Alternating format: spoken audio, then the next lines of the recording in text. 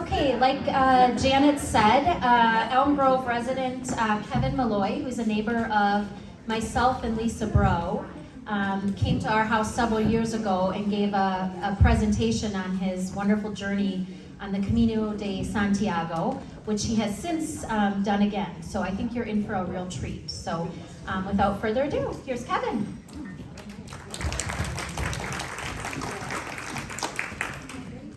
Thank you. So it's my pleasure to be here today.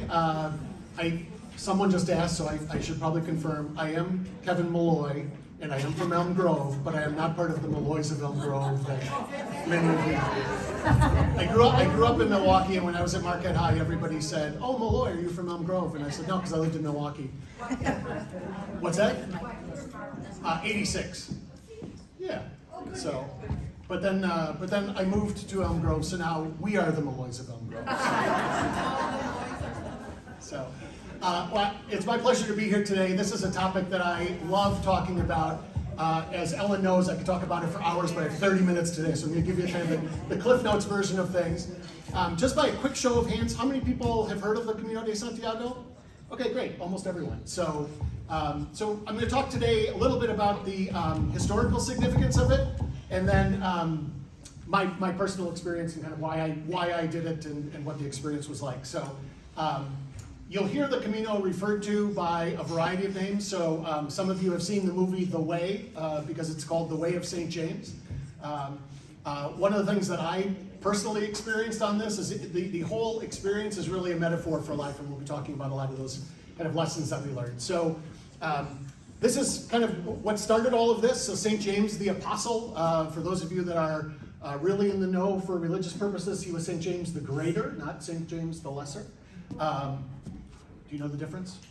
Okay, yep, one person knows the difference, that's good. So St. James the Apostle, so after the death of Christ, the apostles went out and were evangelizing in various parts of the world. St. James happened to go to the Iberian Peninsula, which is what is now Spain, and he was not having a lot of success. So he ended up walking to the sea, to a little town called Mucia, and as legend has it, the Virgin Mary appeared to him in a stone boat. She floated ashore, put her arms around him and said, don't lose faith, keep doing what you're doing, you're going to have success. And he did go on to have great success in evangelizing in that area, so much so that when he was ultimately martyred, he was beheaded, I think, in Jerusalem.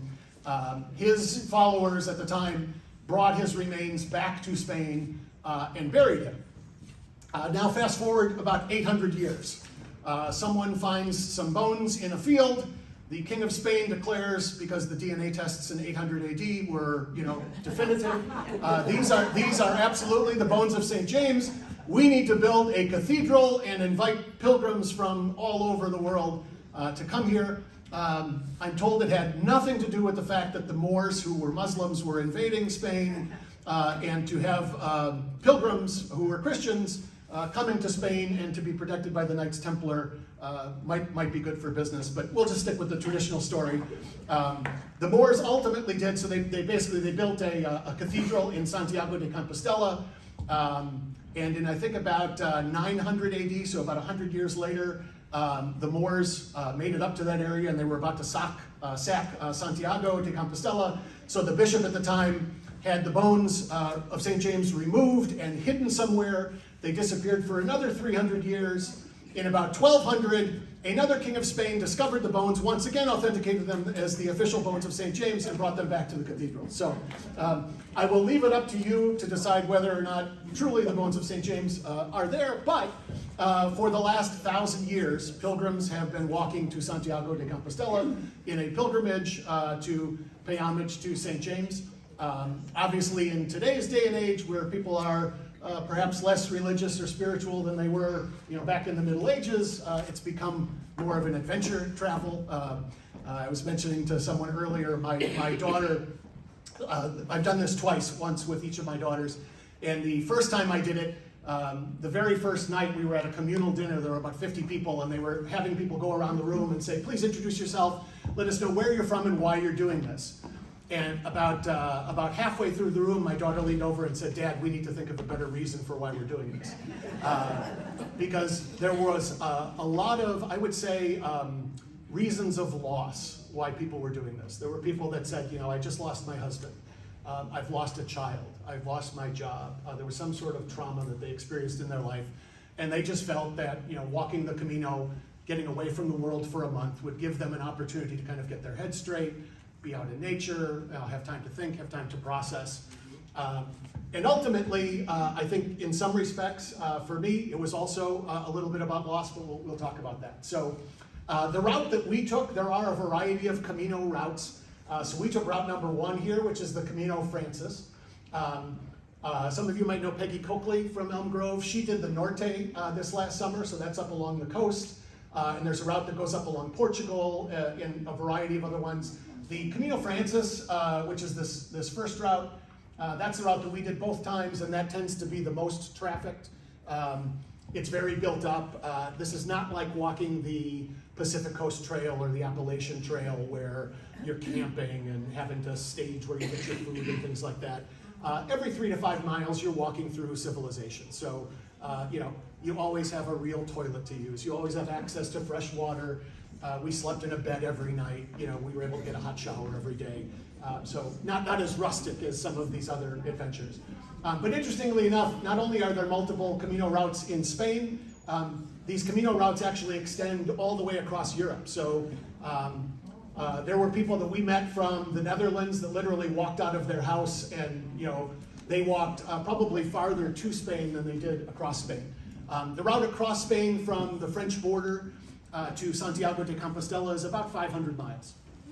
We decided that wasn't far enough because when you get there, you're in Santiago de Compostela, which is the end of the pilgrimage route, but you're about 50 miles away from the ocean, and we decided that we wanted to walk from coast to coast. So after visiting Santiago de Compostela, we walked another 50 miles to the ocean to dip our foot into the water, and then we walked for a day up the ocean to Muxía because we thought that would be a great place to visit as well. But these routes go across all of Europe.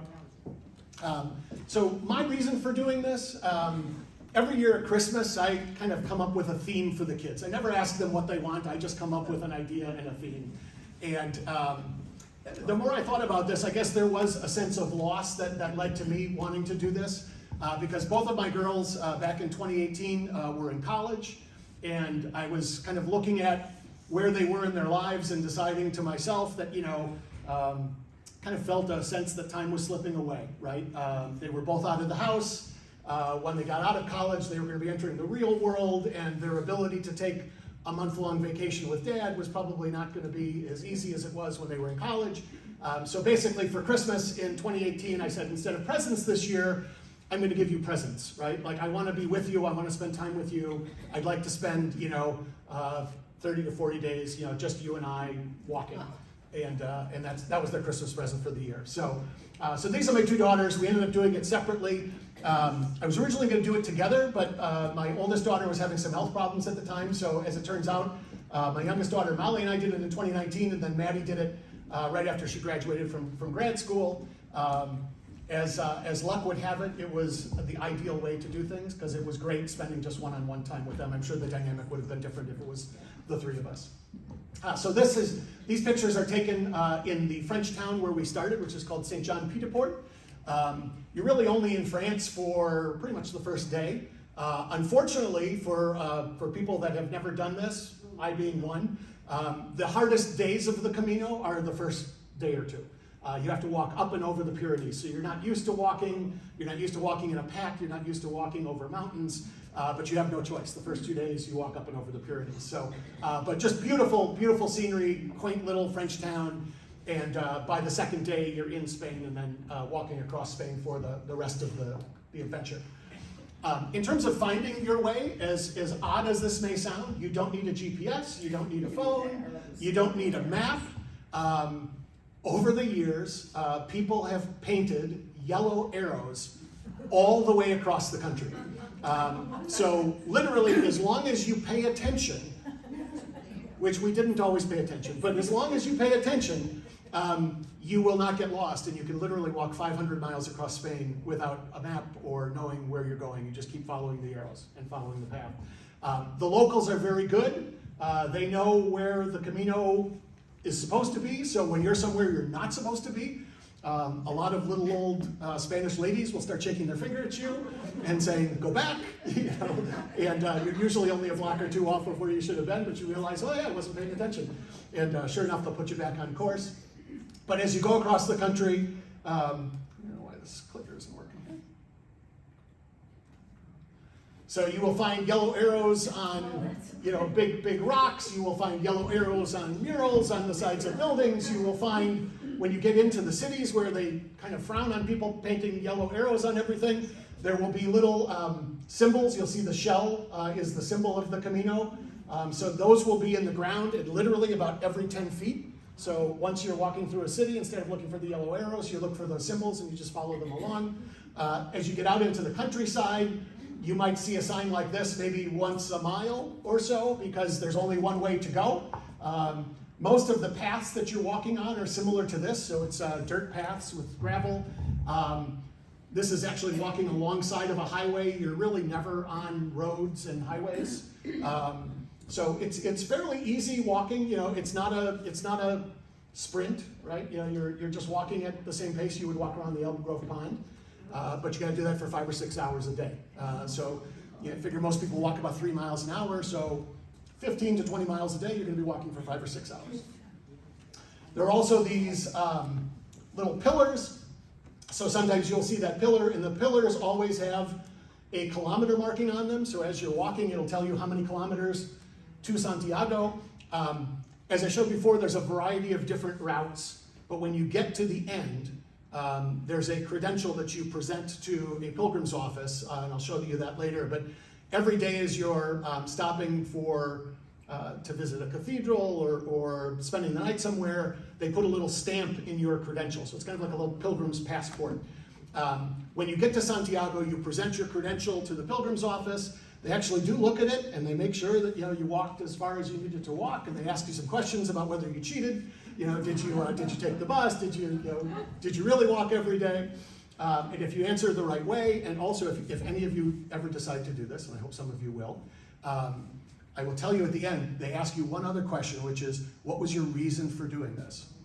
And you need to say that it was for spiritual reasons, because there are 2 different forms that you can get at the end. So when you present your credential, if you say, I was just doing this for fun and exercise, you get something that's equivalent to like the marriage certificate that you might get at the courthouse, okay?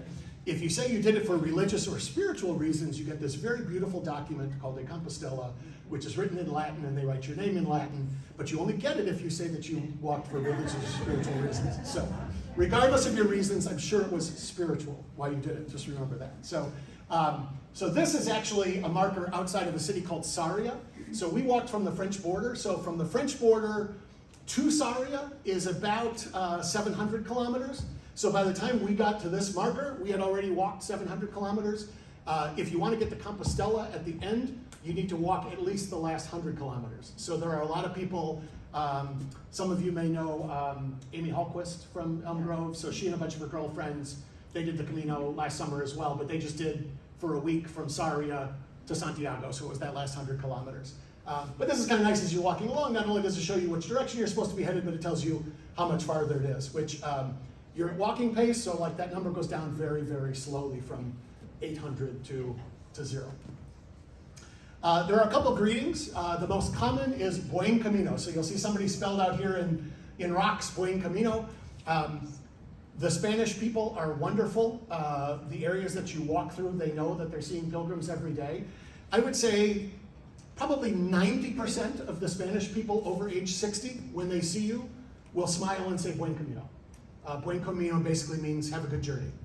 The younger people, they could care less, but the older people are all very nice. People will come up, they'll hug you, they know you're a pilgrim, they'll hug you, they'll say Buen Camino. There's another less used phrase, but this is more from medieval times, which is really something that you say and then the people respond back to you. So this is Utrea y Susea, which Utrea is basically, if you were a pilgrim back in 1600, you would see another pilgrim, you would say Utrea, which is a encouragement for them to go further. And then the response would be Isusea, which is and higher, right? So again, kind of elevating the spiritual nature of it. Very few people use this phrase today, but I liked it because when you're being said buen camino to like 35 times a day, having an alternative response to periodically come back with is kind of nice. So in terms of where you sleep, again, there's no camping. You're sleeping in a bed every night. There are very developed infrastructure along the way. So most of the places are called albergues, but there are different types of albergues that are available for the pilgrims. There's something called a donativo, which is basically, it's free. You just make a goodwill donation, so you could spend the night there, and if it's a donativo, whatever you choose to put in the box, that's what it costs to spend the night. Kind of the next level up, but these are kind of in incrementally nicer accommodations. A municipal is typically run by the city. Parochials are run often by religious organizations, might be a group of nuns. And then the private albergues tend to be the nicest, also the most expensive. But any of these options, you're spending somewhere between $5 and $15 a night. And what it gets you is a bed in a bunk room. We used to refer to this as the snorchestra because when you're sleeping in a room with a lot of other people, you know, not everyone is as quiet, shall we say. But they're clean. It's really all you need, right? You know, you just need a bed. You need a clean bed. You need a hot shower. So again, every day you'd stay in a place like this. Typical day usually starts whenever the first person wakes up, because you're in a room with 20 other people. So whoever decides that they're going to wake up at 6 in the morning and start packing their bag, you're now up at 6 in the morning and you start packing your bag. Some of the accommodations get a little bit nicer. So this is more one of the private albergues. So those are like IKEA beds instead of just the bunk beds. Oops. And at all of the places, it's kind of custom practice to take your shoes off, leave it in there because your shoes are all muddy and dirty. We were really lucky. Both times that I've done this, we had 2 days of rain over the entire month. So you could be walking down those dirt paths in the pouring rain and being very muddy at the end, but thankfully we didn't have that experience. So what to eat as you're walking along? Again, there are all kinds of little towns that you're going through. Kind of the running joke is whoever owns the first cafe in town, that's the one you want to own, because they do 99% of the business. Because when you've been walking for miles, you see this cafe, you don't know when the next cafe is going to be. So everyone stops at the first cafe in town, and then 9 out of 10 times you walk another block or two, and there's like a really nice cafe, but like they get like 2% of the business because everybody stopped at the first one.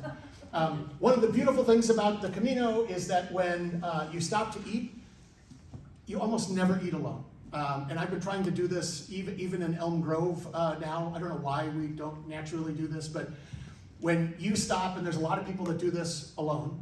In fact, the first time I did it with my daughter, the most common person that we met was a mid-20s American woman who was walking alone. Not even with a friend. I mean, they make friends along the way, but it was 22 to 26. All these young American women that were doing it.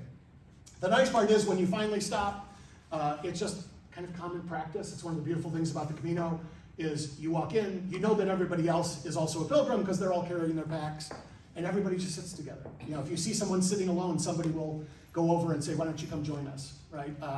Which is great. I do that now in Elm Grove, and it drives some people crazy. I like it. Like I'll walk into the fresh baked coffee shop and I'll say, "Oh, can I sit with you?" Because I ran into somebody that I know. Rather than just saying hello, we'll actually sit there and get together. So in terms of what to eat, this is a typical breakfast. Pretty much every gas station and little restaurant has the Spanish omelets for breakfast. This is a café con leche, which is, I have that like 4 times a day.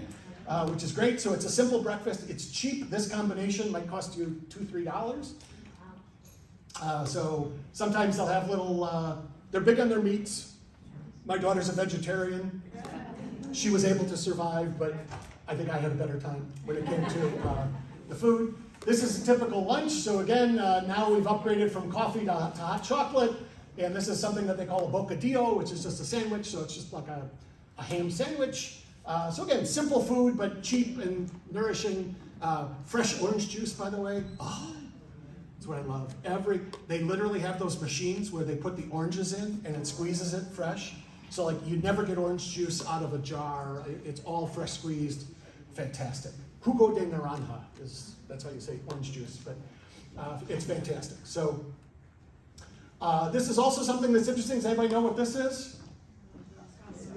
It's nope, this is white asparagus. So I'm not sure why, but in Spain, they grow white asparagus rather than green asparagus. Tastes the same, tastes like asparagus, but so this is a typical kind of a lunch salad that you can get.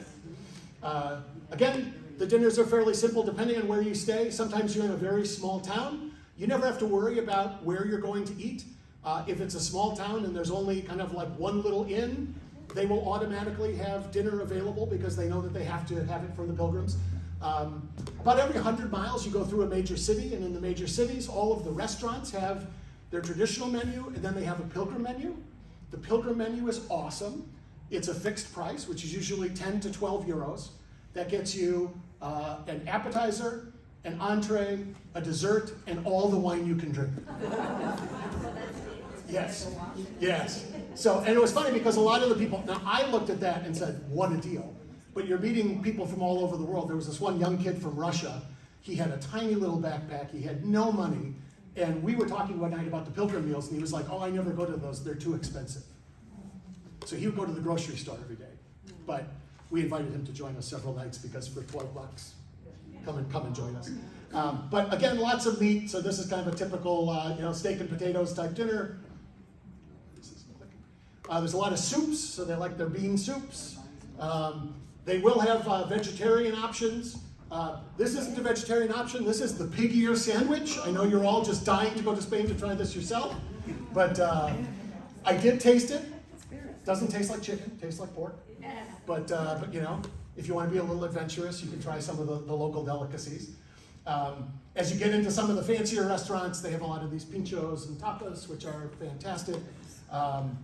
I walked into one place and the guy said, what would you like? And I said, I'd like one of everything. And he said, seriously, what would you like? And I said, seriously, I would like one of everything. Because these are like $2 a piece. So I'm like, for $2 a piece, like, you know, you had 10 different things, give me all of them. And then you just share it with people, and it was fantastic. So my daughter was a vegetarian, so there were a variety of vegetarian options.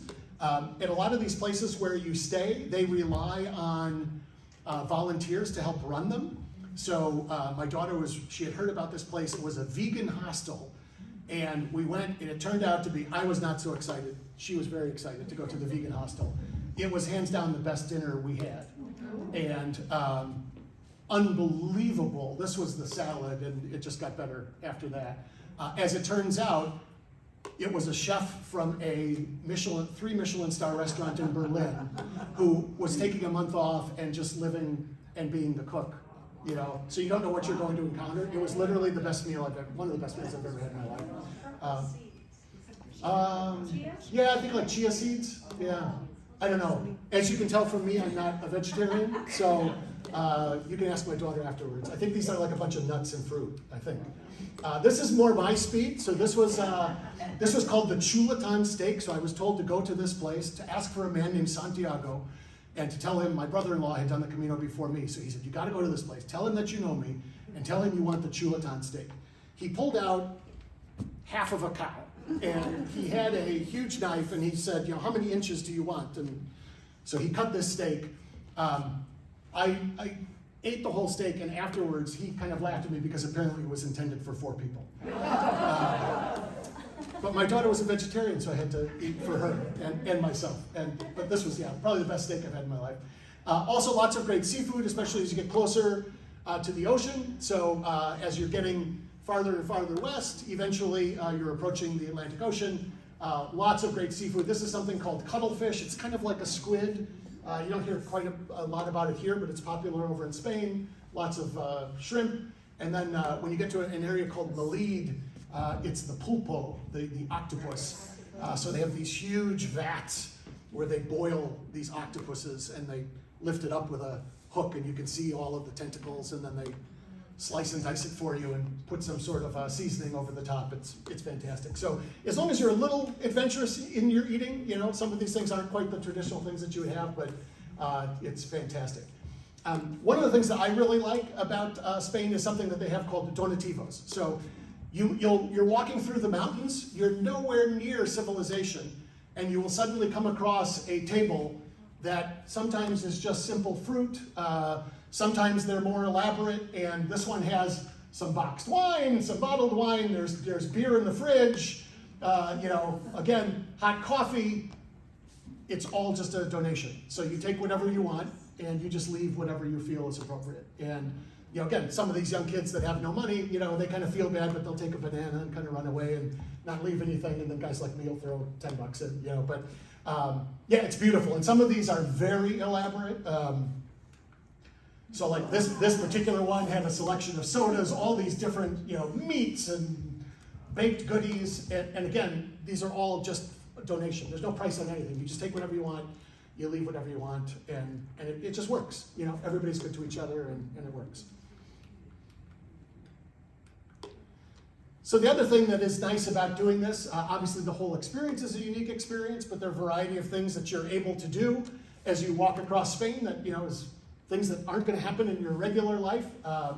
This is a great example. This was actually a wrong turn. So remember I told you sometimes the Spanish people will start shaking their fingers. Thankfully, we made a wrong turn, and we discovered this herd of, we were attracted by the sheep. That's what led us off the path. But after we took this picture, we started walking about 100 feet in the wrong direction, and the car went by and shook his finger at us, and we realized, because we were distracted by the sheep, but you'll run across scenes like this, because you're going through a lot of rural farmland. There's also an opportunity, why is this not going through? So you can ring the oldest church bells in Spain. So there's a little town called Zabaldika, a bunch of nuns run this little church, and if you're nice to the nuns, and somebody told you, where you are and what you can do, they let you up the bell tower and you can ring the bells. So you can literally ring the oldest bell towers in Spain, which was fun. There is a wine fountain, so we walk through the Rioja. Those of you who might like Spanish wine, Rioja is essentially the Napa Valley of Spain. So one of the regions that you walk through is the Rioja, and you get to this place, which is called Irache. They literally have a fountain that is wine.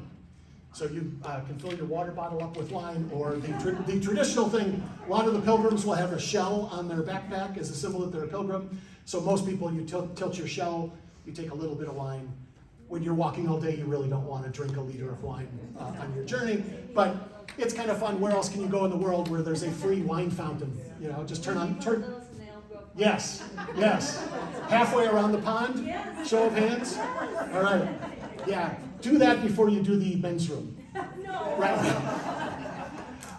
You also have an opportunity to visit a lot of kind of these old medieval villages. So you wouldn't know what this is, but this is actually where back in whatever year they did jousting. This is where they did jousting in Spain. So it's next to the bridge, and they'd line up on opposite sides with their horses and joust each other. So not something that you see every day.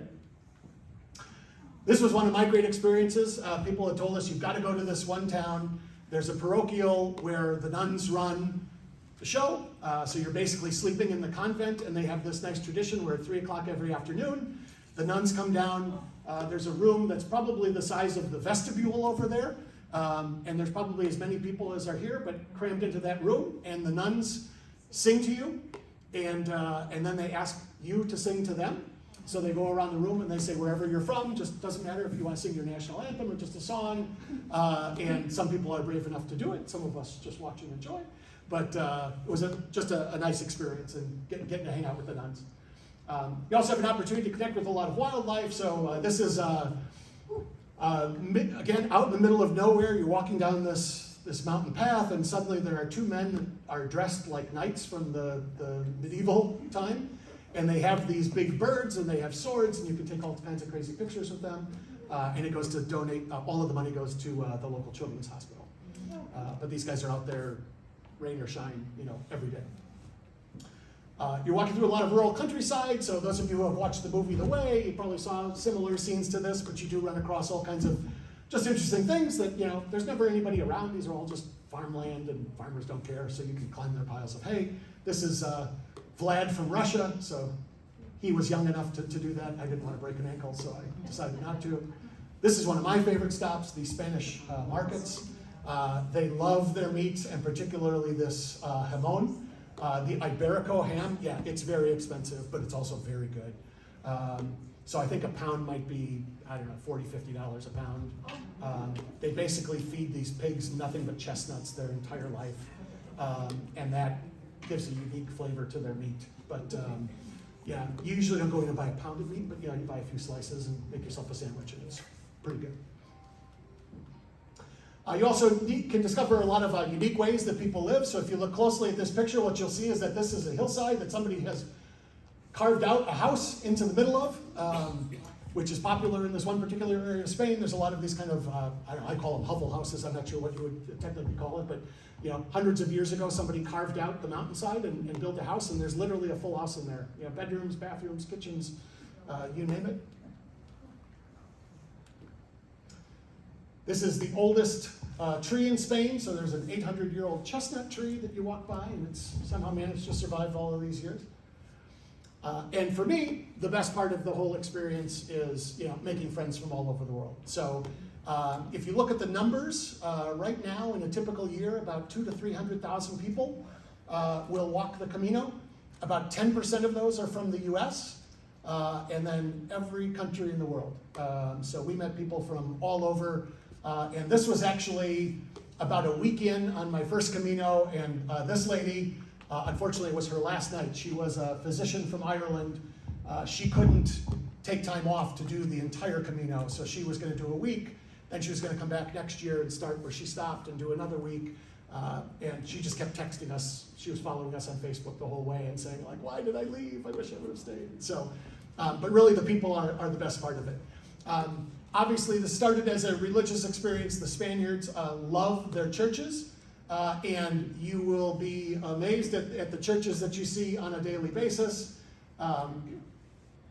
This church is in a little town called Navarrete. What is Elm Grove? About 6,000 people. Navarrete, 3,000 people. So this is the altar at the church in a town with 3,000 people. They're just spectacular.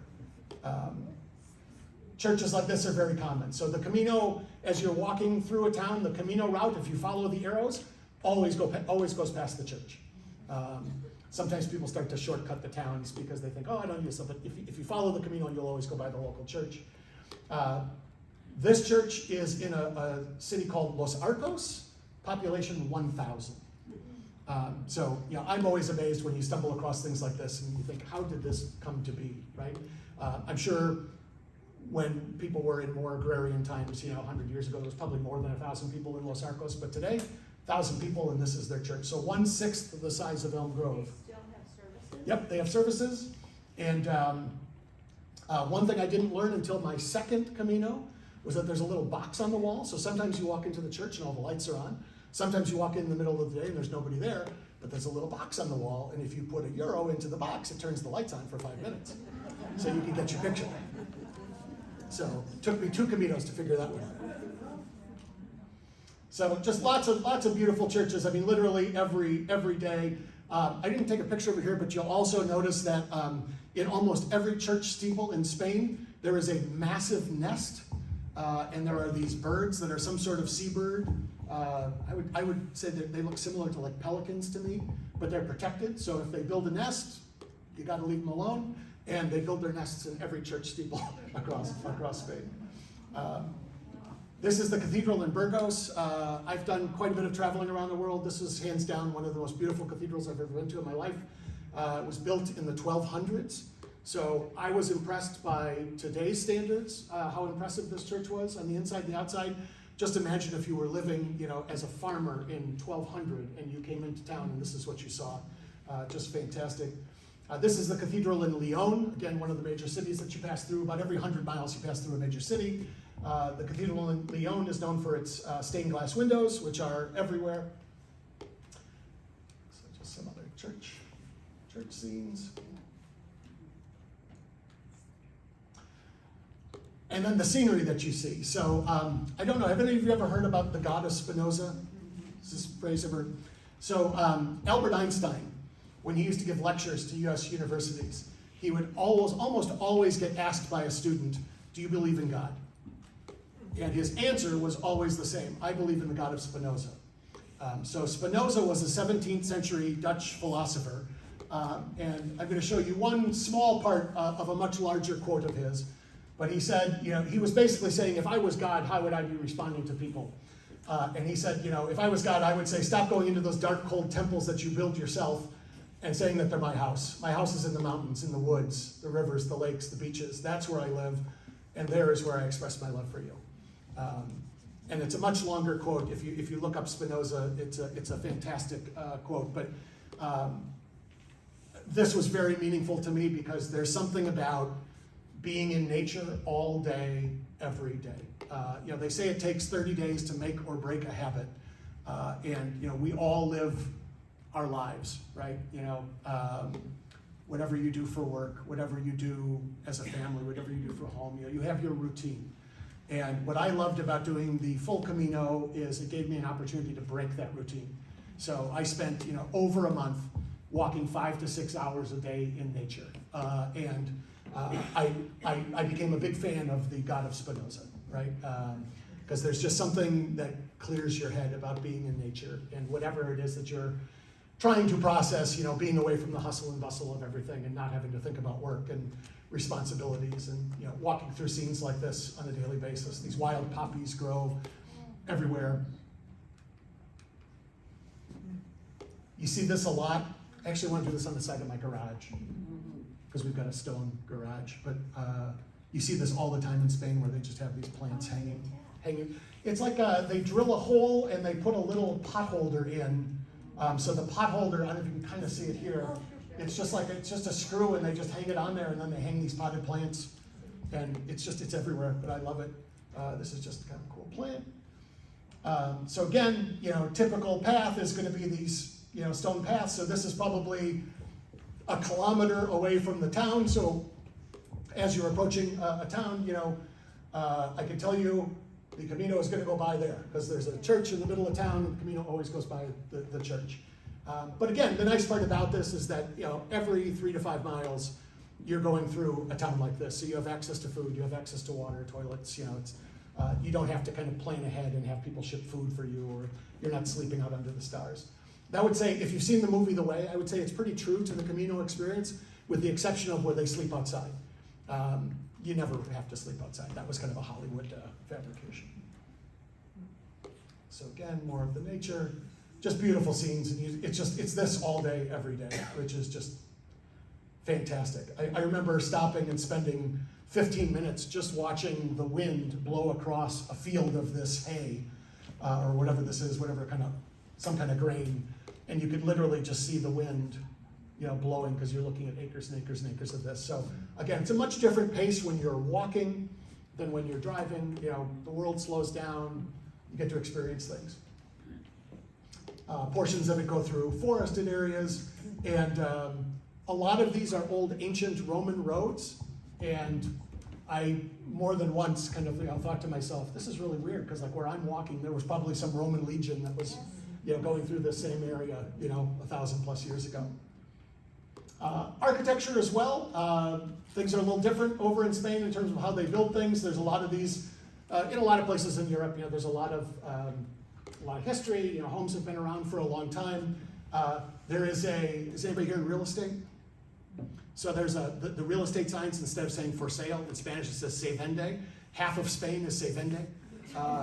And what somebody explained to me was that these homes have been in, so there will be a sign on something like this where the walls are falling over and it'll say se vende, but it's owned by some family and whatever, there's 12 brothers and sisters and they all own a 12th of it and they all think it's worth a fortune and it never sells because nobody wants to buy the beat up building. But you'll find all kinds of buildings like this. This is a 12th century church, so this has literally been around since the 1100s.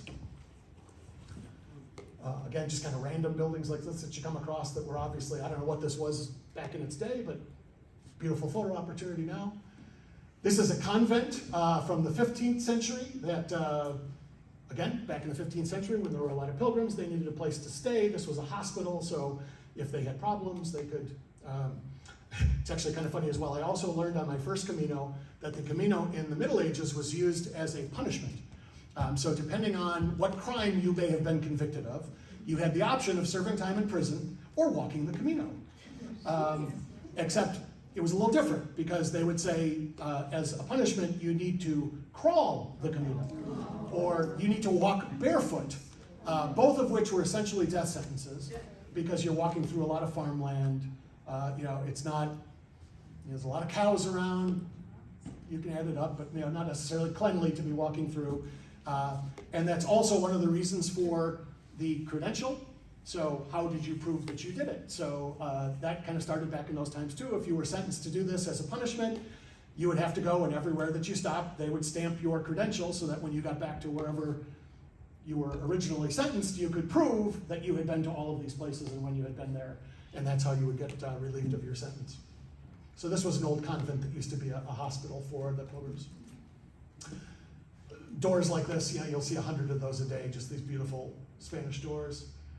This is in a little town called Moratinos, so this was the original man cave. So these are little hovels that are built into the hillside, typically used to store wine. And oddly enough, the men tend to go there with their friends and with their guy friends and hang out. So they're literally in a man cave, and they drink their wine, and they still exist. A lot of beautiful bridges. This is a place called Molina Seca. This water was ice yesterday. So this was like one of the best places ever. We came on this really hot day, ended up getting to this town, and when you waded into that water, after about 3 seconds, your feet were like completely frozen because it was like ice cold water, which felt amazing when you've been walking all day. This is outside of a little town called Puerto Marin. The neat part about this is that you walk across this bridge to get into the town, but what you don't realize unless you talk to somebody from the town is that the town used to be here. So they built a dam, I think about 50 years ago, and this is a big scuba diving destination in Spain because the town still exists under this lake. The dam backed it all up, and you can go scuba diving, and here's the church, and here's the stores, and here's the houses. Everybody relocated up the hill when they flooded the place. Lots of wildlife. Again, you're walking through nature, so you'll see these snails and slugs on the road. They love to just let their dogs run free. So again, you're walking through a lot of farmland. So most of the dogs are like this, and they're just asleep. But this guy became a friend of mine, so he followed me from our hotel into town. He followed me into the store. They didn't care. They knew the dog. They didn't know me. So the weird looks were, who's this guy, not who's the dog. Lots of cows, sheep, pigs.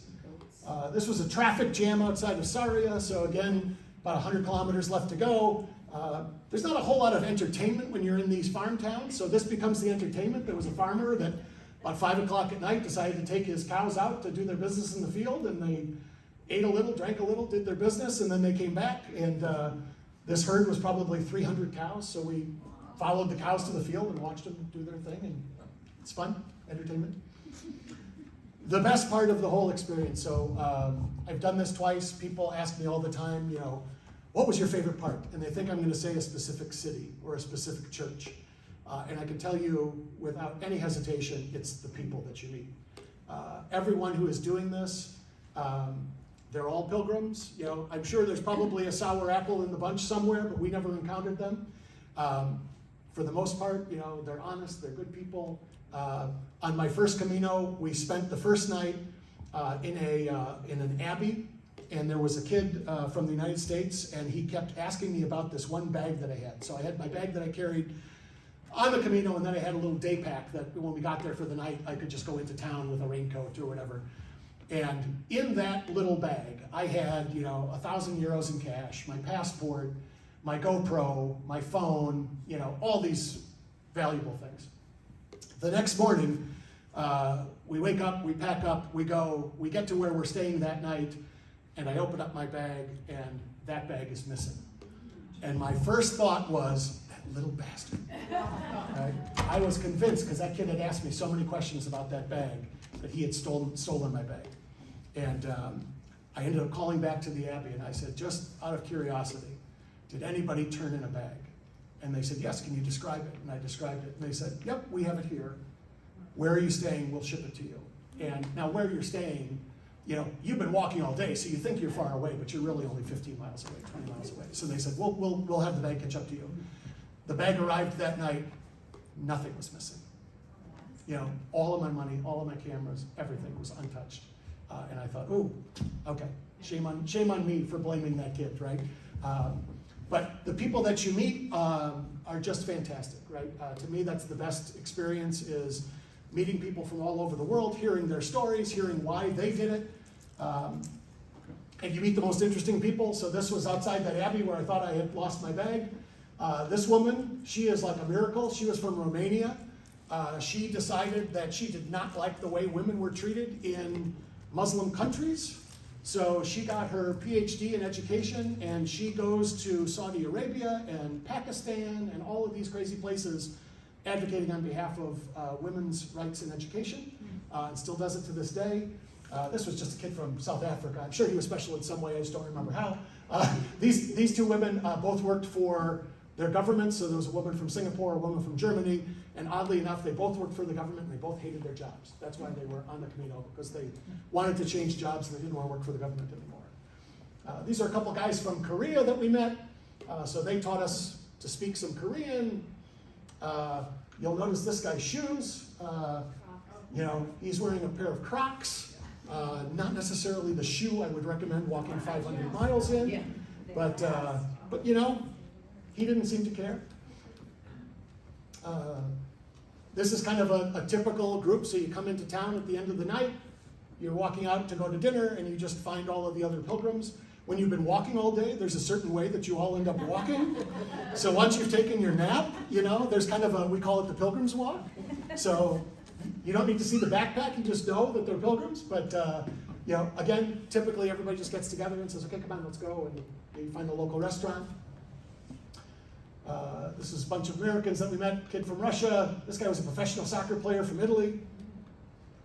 This guy was a surgeon from Korea that my daughter became really good friends with. I don't know why those two connected the way that they did, but she loved this guy. I mean, by the end of it, this was her favorite person on the entire Camino. Who would have thought? And he spoke very little English. But language was not a barrier? Yeah, thankfully for us, English is kind of the universal language, right? So you could totally get away without speaking Spanish. And the line that I love the best is, a smile is the universal language. So most of the people, the conversation that you're going to have during the day anyway is how your feet feeling, and you can pretty much just tell when you look at them and smile if they look down and, I felt bad. There's a huge, I would say, Americans were the most common people that we met. South Koreans were the second. Those two guys that were sitting there, I had an interesting conversation with them. I said, I'm not familiar with, South Korea, North Korea. I'm kind of curious, do you have any relatives? You live in the South. Do you have relatives that you're aware of that live in the North? And they said, oh, yeah. And I said, can you go see them? And they said, oh, yeah. And I said, really? They said, oh, yeah. I said, you can go see the people in the North. They said, yeah. You can't come back, but you can go.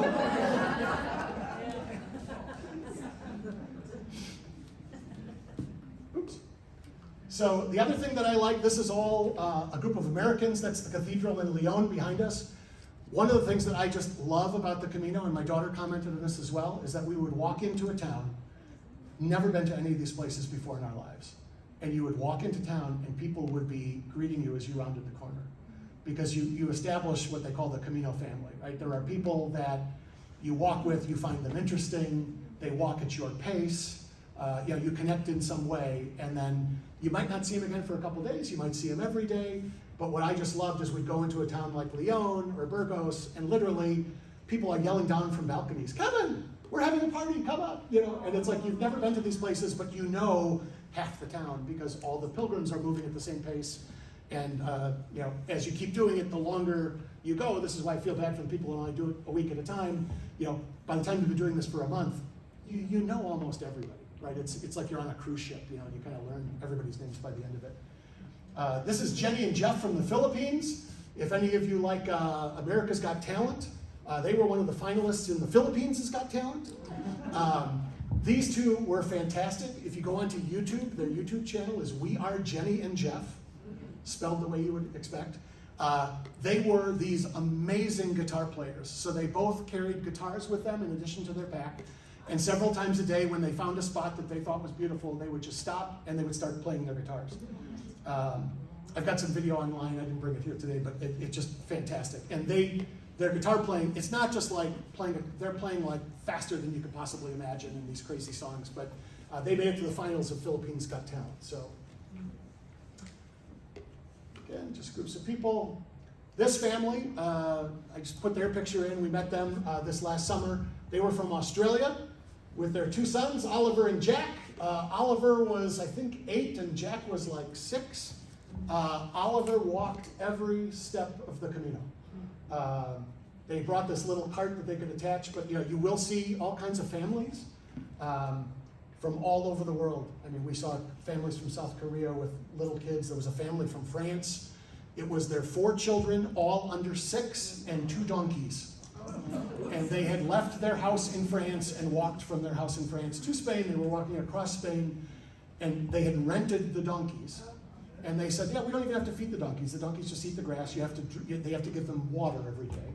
But when they got to Santiago, whatever apparently there's an agency where you can rent donkeys. At the end of it, they pick up the donkeys and you can fly home. The only regret that they had, they were loving it. The only regret that they had was major cities, because they said we can't get through a city fast because everybody wants to take a picture of the family with the donkeys. So they were taking 100 pictures a day with everybody that would see this family coming through with the donkeys. So this family was from Australia. There's a lot of weird, like serendipitous moments that happen to you on the Camino. I met these people on the Camino. I came back to the United States. My wife and I ended up taking a trip to Paris a couple weeks later. We were in Paris on Bastille Day. I'm with my business partner. I'm telling him stories about the Camino. I tell him a story about this family. I look up, they're standing in front of me. What are the odds that on Bastille Day in Paris, where there are millions of people, that we would have been in this family? Yeah, the exact family. So they had finished the Camino. They went to Greece for a little bit, and then they were in Paris on their way back. But their son Oliver had told everybody, I'm going to walk every step. I'm not going to ride anything. And he walked every step of the Camino. So it can be done.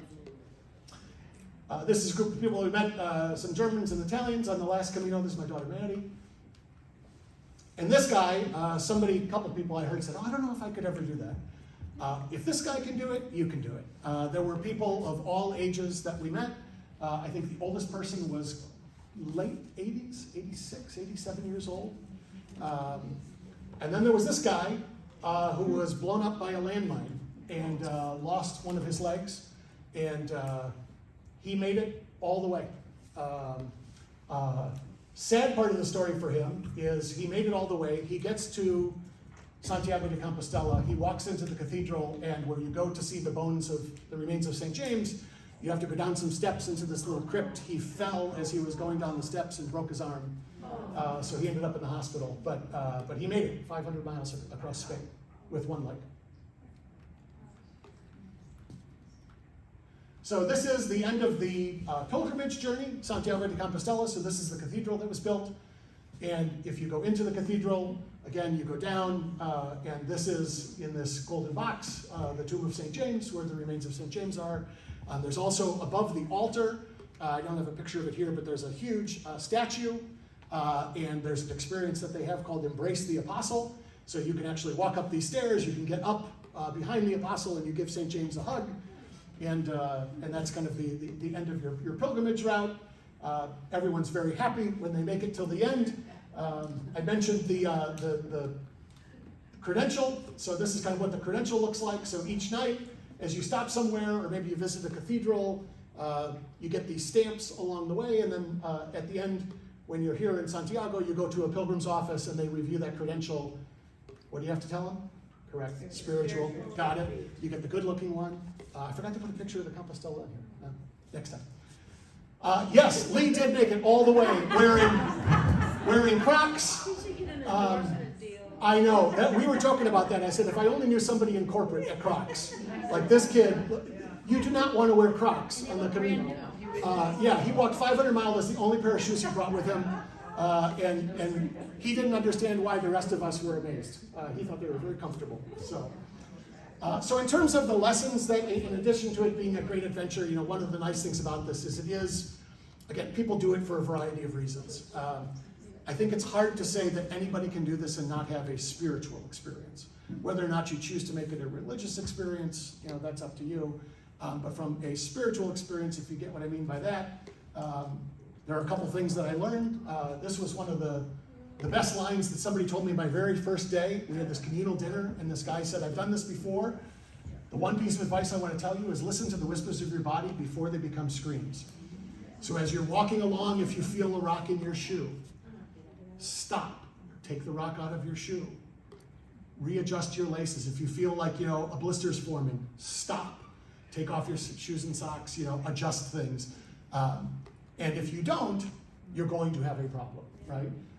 And I think about this so often. There are a number of people in our family right now that are dealing with cancer, dealing with other, maladies, and, they all kind of have this sense of like, what did I miss? What were the whispers that I didn't connect to? So I found that great. And then this woman, she was an American, but I love her ingenuity. She kept getting blisters on her heels. So she decided that cutting her shoes in two made more sense than getting blisters every day. It worked. She made it. So another lesson that was, to me, very important was you really start to realize that borders are just these artificial lines that divide people, right? When you are on a communal journey with people from all over the world, in my eyes, I said both times to people, I think this is what the United Nations should be. I think you should get a representative from every country in the world, force them to walk the Camino together. You're going to find a lot more in common than you do, sitting there trying to debate, why I'm better, or why we need to do this my way. Which leads to my next point. At the end of the day, everybody's feet hurt. It doesn't matter who you are. There's people that do this that are very wealthy. I walked with millionaires. I walked with kids that had nothing more than the backpack on his back. There was one guy, I didn't put a picture of him here, but he was very interesting. He was from Italy. He had been married to this woman, and she told him she wanted a divorce because he was too materialistic. So according to him, I don't know if this is true, but this was his story, he took everything that he owned, threw it out on the front porch, lit it on fire, and said, "You think I'm materialistic?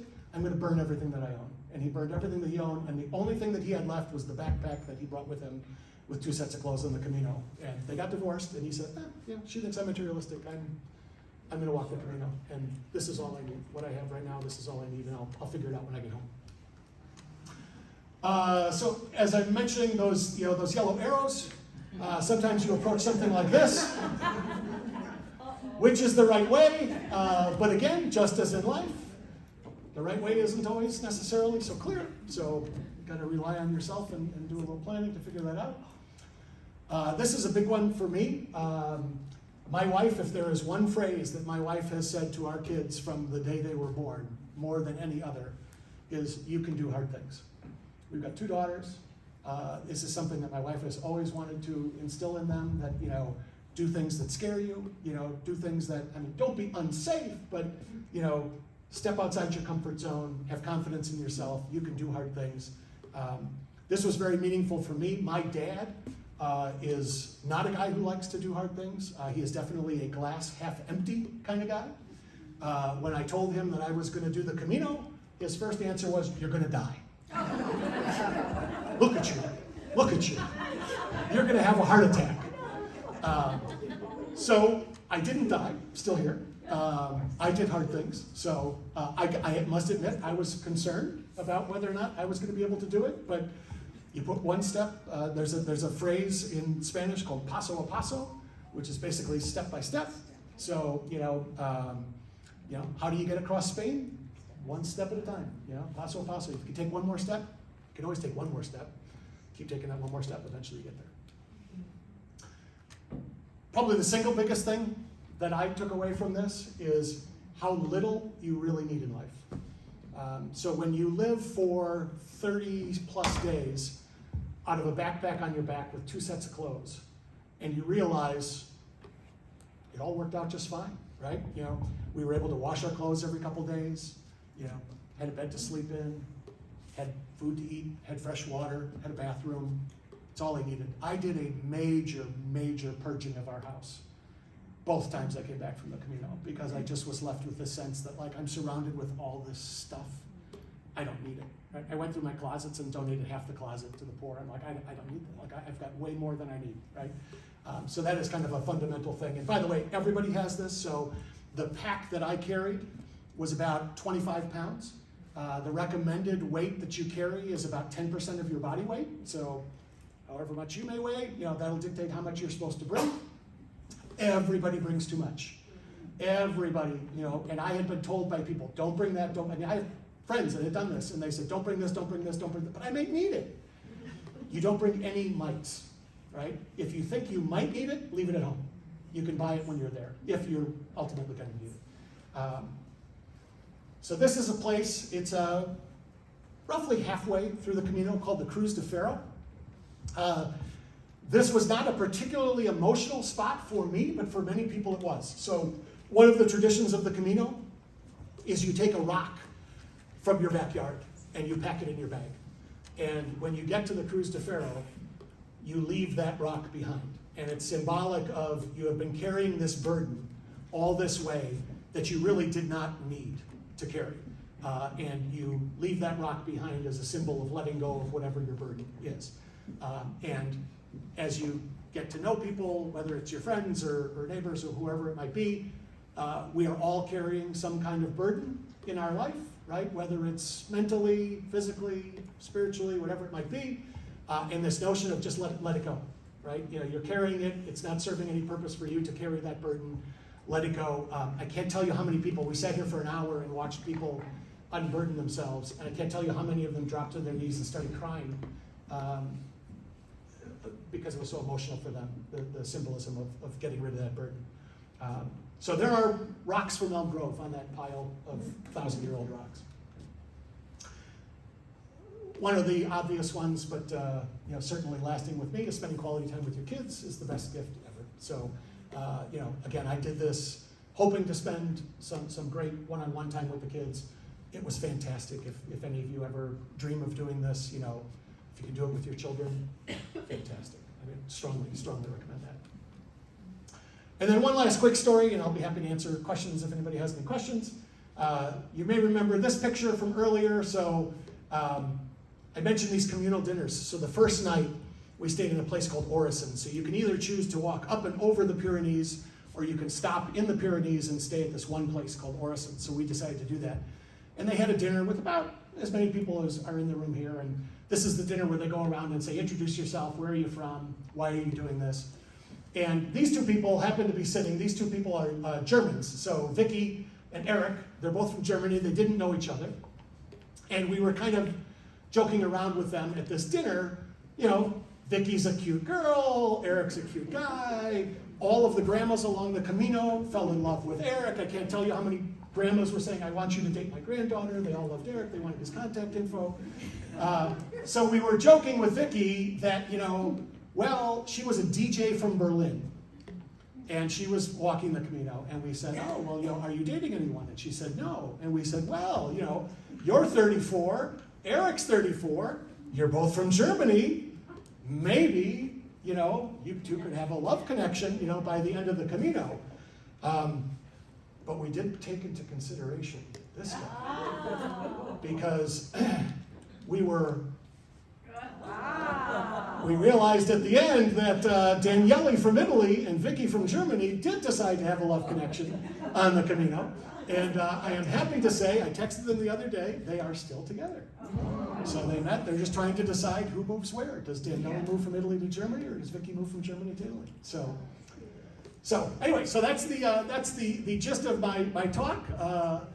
Buen Camino to all of you for whatever journey you are on. I certainly wish you well. And if anybody has any questions, I'd be happy to answer any questions that you might have about it.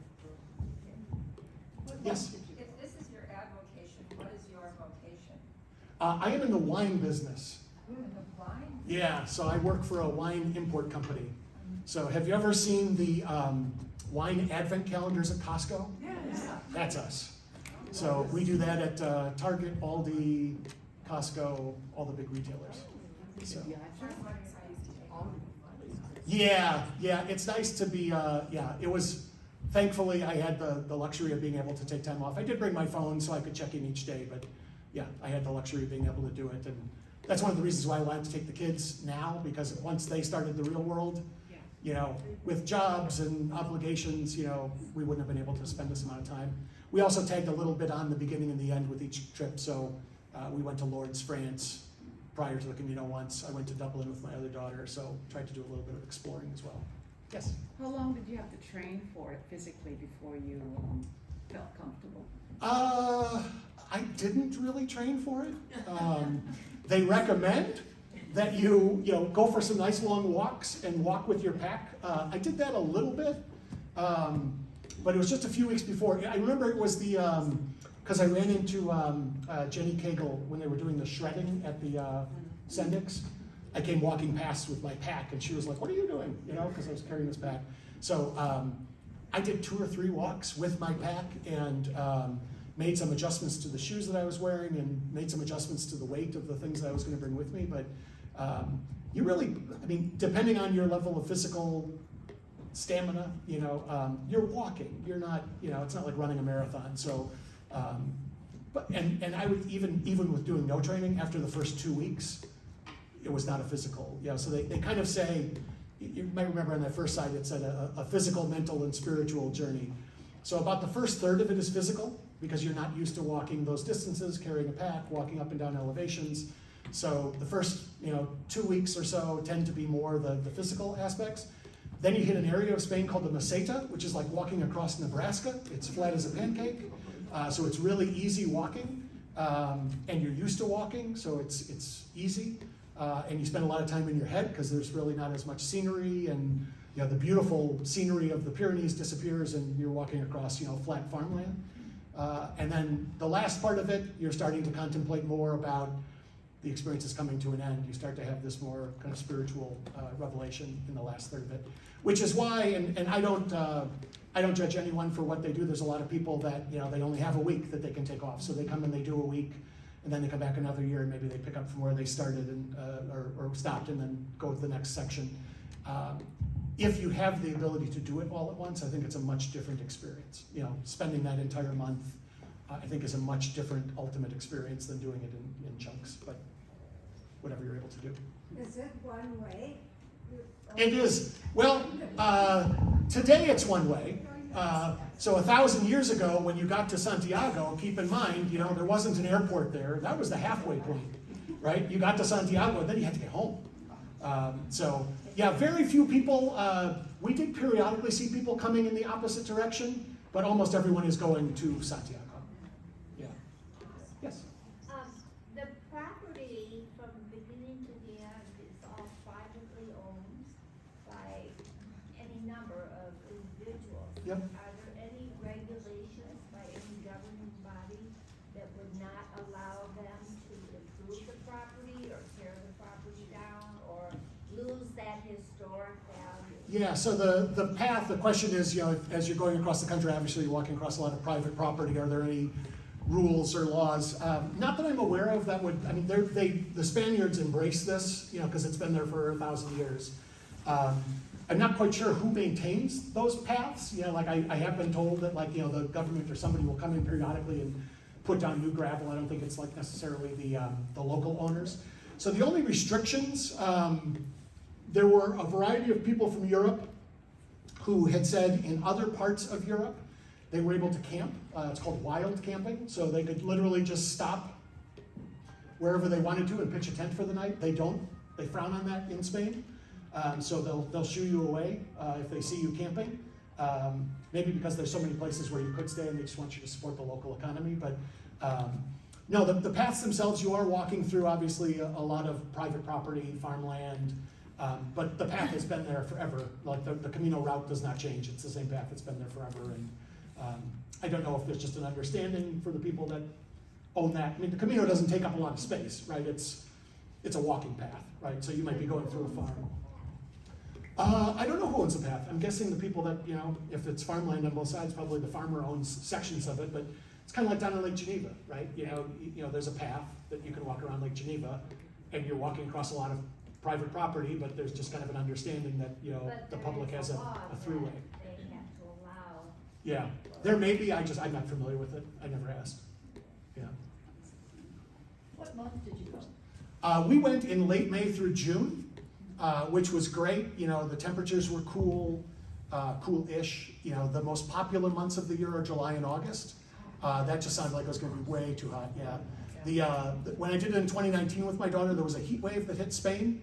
When we had walked across the Meseta, and the Meseta, like I said, it's like walking across Nebraska. There's not even trees, right? You're just walking in the hot sun. The Meseta got up to 115 degrees. When we were there, it was like 80. So, you know, I was happy to not walk the Meseta in 115 degrees. Do people bring dogs? Yes, people bring dogs. There are people that ride horses the whole way, and they'll tie their horses up at night. There are people that ride bikes. There's quite a few cyclists that do this. They do it much faster, obviously, but you'll see them on those same mountain paths, and they've got their mountain bikes. And there were a lot of people, I saw in 2023, 2023, there were more people on electric bikes, which I thought was kind of cheating. But yeah, you'll see people with dogs all the time, and they just, their dog stays with them in the albergue, and nobody seems to care. As I mentioned, there were people that were traveling with donkeys. I think they had a little harder time finding a place to tie up the donkeys at night, but yeah, and lots more than you would suspect. People traveling with small children. That family from France that was traveling with the donkeys, they had a baby in like a baby Bjorn, so like less than a year. They had like a 2-year-old, and then it was like they had these twin girls that were like 5. Yeah, and 2 donkeys, and just walking all the way in. So, yeah. What shoes did you end up wearing? I wore hiking shoes, just, Merrill Moabs. You got blisters. I did not get blisters. My brother-in-law, who has done this before, gave us this foot routine, and I stuck to it religiously. So there's a stick that you can get. It's kind of like it almost looks like a stick of deodorant, but it's called Body Glove. And I would rub that on my feet every day. Then I would put on a pair of toe socks. So literally every toe, because you can get blisters between your toes. Sure. So blisters come from where there's friction and rubbing. So I put on these, I put the cream on first, then I put on these toe socks, and then I had a pair of socks from a company called Right Sock, which they're double layered socks. And the point of the double layers is whatever friction is happening happens in the layers of the socks rather than against your foot. And I never had a problem. There was a girl from the U.S. Her uncle decided to join her midway through. So her uncle showed up, and he was wearing cotton socks. No cotton. Like no cotton of any kind. Like everything that you bring is these moisture wicking, quick drying socks, quick drying underwear, quick drying, because you want to do your laundry, you can hang it. He had tennis shoes and cotton socks. And I met him in the morning, and I said, we need to buy you different. You need to get different stuff, And he was like, I'll be fine. He lasted one day. The blisters on the bottom of his feet at the end of the day were horrific. He literally couldn't make it a second day. But again, it's having the right equipment, and it's amazing how little you need. I mean, you literally bring the pair of clothes that you're wearing and one change of clothes. And like as a splurge, I brought like an extra pair of socks, and a swimsuit just in case we would encounter a pool, and something I could wear while I was doing my laundry.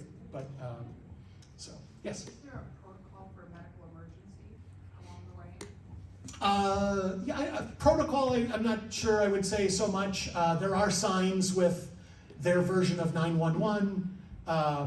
There's also, it says Guardia Civil, so it's their civil guard, and you will run across these guys periodically. So they're actually patrolling on motorcycles and little Jeeps.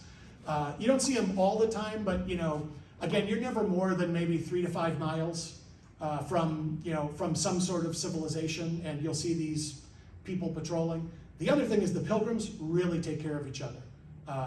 So one of the things that I love about the Camino, and we all said, everybody that's on the Camino says this, why don't we treat each other like this every day, like at home, right? If you're on the Camino and you are sitting on the side of the trail for any reason, 100% of the people who walk by say, are you okay? Can I help you? Do you need something, right? And you start doing that to people as well. So there was one day, right before we walked into the town called Molina Seca, which is kind of the cool bridge, there was an old man And he was sitting on the side of the road, and there was this young girl who looked like she was maybe 17, 18 years old. And she was with him, and we said, "Are you okay?" And he said, "Yeah, I'm just tired, it's hot, you know." And she said, "Oh, I'm with him, you know, it'll be fine." And we got into the town, and that night we saw those two having dinner. And we thought, "Oh, how nice. This, you know, she was nice to him, and he's taking her to dinner." We had no idea that they were together. So the next morning we see them at breakfast, and we said, "Okay, they're together again, we've got to go ask," right? So we walked up and said, "You know, we saw you yesterday, we saw you last night," you know. Turns out it was a grandfather and his granddaughter. He was like 85 or 86 years old. She was 17 or 18. But it was funny because that wasn't uncommon. Like, you know, anybody who's sitting there, every single person that walks by, you know, "Are you okay? Can I help you?" And when you're sitting there just taking a rest, you know, everybody that walks by, you know, "Are you okay? Are you okay?" You're like, "Yeah, I'm good." Which is kind of funny because it really does kind of give you a new, kind of a renewed faith in humanity, that people treat each other well, and why don't we, you know? We were staying in a private hotel one night, and we went to dinner, and there were, you know, 10 or 12 people here, and there was one guy in the corner. And I walked over and I said, "Are you a pilgrim?" And he said, "Yeah." And I said, "Why don't you come join us?" And, you know, he had been, I think he walked from Germany or something. It took him 100 days to get to Spain. And then he was walking across Spain as well. Same thing, he was like in his 70s. But he was sitting there alone, and it's like, nobody ever eats alone. You always just say, "Hey, why don't you come and join us?" Which is great. It's just this whole communal vibe, which is really nice. Any other questions? Yes? I just want to say, buen dia, Padrino. Which is that? Very good. She walked Oh, you walked through it? the whole thing. Okay. Two sections, two different things. On the Francis or which route? Princess, and then I did, Dakota, Musha, the things there. Oh, nice. Nice. I had a little time, I was working, so. Yeah, if you don't have as much time, some of the routes are shorter. So like the Portuguese way is about a 2-week route. So you go from like, is it Lisbon or Porto? Can't remember. Most people skip Lisboa because it's too industrial, so you Yeah. start at Yeah, so like Porto to Santiago, it's 2 weeks up the coast. So if you wanted to do it, but you wanted kind of a shorter version of it, you could. And a lot of people do the sections, you know, especially the Europeans where it's close and they can come back. There were quite a few people that said, "Oh, I'm going to do from St. John to Pamplona, and then I'm going to come back next year, Pamplona to Burgos, then Burgos to Leon," and you know, break it up into kind of weeks. second time is really Ocebrero. Oh, I love, all right, I'll tell one quick last story about Ocebrero, because she knows Ocebrero. So Ocebrero is this hillside town. It's beautiful, these little stone, all the buildings are this beautiful stone. So I don't know if you did this, but that town that's about 10 kilometers outside of Ocebrero, you can rent a horse. And you don't have to walk up the hill. You can take a horse up the hill to Ocebrero. So you walked up, so my daughter walked up the hill too. So my daughter was ahead of me, so she got to the town and kept walking. And I called her and I said, "Hey, I'm renting us the horses." And she goes, "I'm already through that town, Dad. Like, I'll just see you there." So she got to Ocebrero. It's a 10-kilometer uphill slog to this beautiful little hamlet. If you remember the picture of like the water wheel, that's outside of Ocebrero. So my daughter had called me and she said, "Dad, they're running out of room at the albergue. They only have 20 beds left, and they won't save one for you." And I said, "Well, don't worry about it. I'll figure out when I get there." So this happened on more than one occasion, but it happened at Ocebrero. So I get to Ocebrero, and I walk into that bar that's like the first little bar in town, and I see a couple American women who were bougie, as my daughter used to say. So they would not stay in like the albergues. They would always stay in these private accommodations. So I said, "Where are you guys staying?" Because I knew they weren't staying where my daughter was going to stay. And they said, "Oh, this place has a beautiful hotel, da da da. Just talk to the bartender." So I walk up to the bartender and I said, "You know, is there any chance I can get a room for the night?" Because my daughter said, "There's no way there's going to be a bed left when you get here." And she said, "Oh, I'm sorry, we're sold out." And I said, "Oh, okay." And she goes, "But would you accept, would you accept the owner's house?" And I said, "Maybe." Can I see it first? So she walked me across the street. She said, "The owner's out of town. For the same price of a room, I have the entire house." You know, and I was very I didn't have a party, but I could have. You know, it was this beautiful house, and I had the best accommodations in all of Ocebrero. So then we get to Muccia. So at the end, if you watch the movie The Way, at the very end of that movie, Martin Sheen takes his son's ashes and throws them into the sea. So that is Muccia. So that's where supposedly St. James saw the Virgin Mary coming ashore in the stone boat. So when we got to Muccia, there was a place that my daughter wanted to stay. We get there and they said, we're sold out. And as a joke, I said, could we have the owner's house? They said yes. Yeah. I'm telling you, it's amazing what you can get away with once you realize. But yeah, so for the second time on the Camino, we literally were given the owner's house. There's room in the stable. No, the upgrade was very nice, and they always charge you the cost of the bed. And yeah, we have the owner's house. So anyway, so yeah. Yes. Yes. Yeah, a lot of the places that have been converted into hotels, the first floor, like these are old family homes, but the first floor was always the stable. So like the bedrooms were upstairs, but the animals stayed inside, but on the first floor of the house. Yeah, so. Anyways, well, thank you so much. It's my pleasure.